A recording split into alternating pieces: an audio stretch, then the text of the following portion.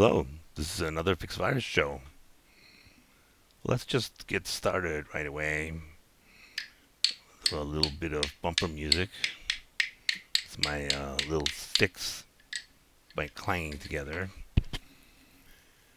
So I'm going to try something slightly different.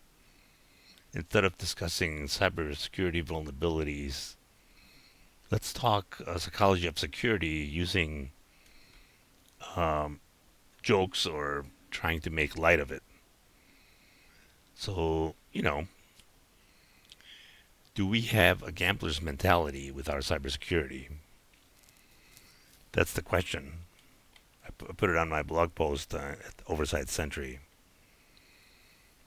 Psychology of security is very interesting. It's fascinating since it has a kind of truth of the human condition, the mindset.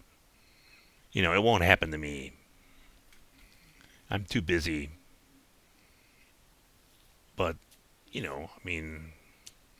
we're all like the digital evil Knievels. We're jumping over flaming pits of cyber threats with nothing but a password, kind of like 1234 password to protect us. It's kind of like betting on a horse named definitely not going to win and convincing yourself, I like my odds. So, why am I discussing gambler's mentality? Because the psychology of security says you would rather gamble whether you will get hacked or not instead of spending a little bit of money to maybe prevent it or potentially prevent it. So we would rather gamble that we won't get hacked rather than spend money to help prevent getting hacked. In general, I think a lot of people are in that boat. So a hacker's dream come true. Instead of investing in security, like reviewing systems for vulnerabilities, we're out here playing Russian roulette with our bank accounts. Why? Because we don't notice it. Because we're too busy. And then you should ask, should I spend $200 or should I just roll the dice and hope some guy in his mom's basement doesn't steal my Netflix password? Yeah, there's a spoiler alert. That guy lives for your Netflix password. He's got your account queued up to binge watch Love is Blind right now. I don't even know what that is, but anyway. The thing is, it won't happen to me syndrome. Humans are bad at imagining bad things. It happens to all of us. We see the news, massive cyber attack affects 10 million people. And we're like, wow, sucks to be those guys. Meanwhile, your Facebook password is literally password 789. And your email login is written on a sticky note that says, hack me, I dare you. There's no spaces in between there. It's the same logic as saying, I don't need to lock my car doors because I parked in a nice neighborhood. Oh, buddy, let me tell you something.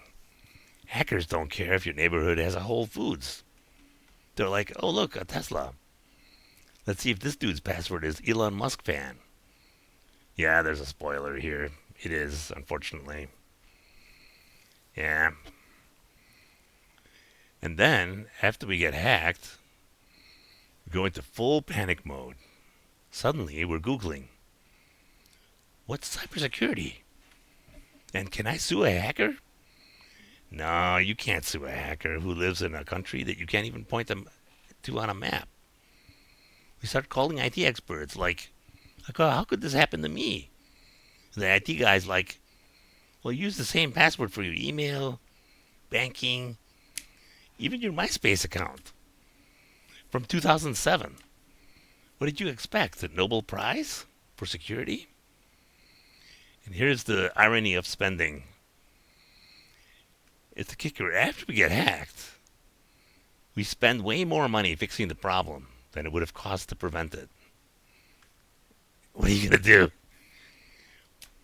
It's like refusing to buy a smoke detector because you're like, what are the odds of a fire? Then your kitchen catches on fire and you're like, quick, somebody throw money at the flames. We'll spend thousands recovering stolen data, canceling credit cards, and buying identity theft protection. But if you told us to spend $50 on a password manager 6 months ago, we'd be like, nah, I'd rather buy heroes. Yeah, because remember, I'm Kostas the Digital Sage. So here's my advice. Stop gambling with your digital life. Treat cybersecurity like you treat sunscreen. You don't wait until after you're a lobster to put it on, right? Don't wait until your identity is sold on the dark web to care about security. Talk to me, help get you started with your cybersecurity program. Thanks a lot.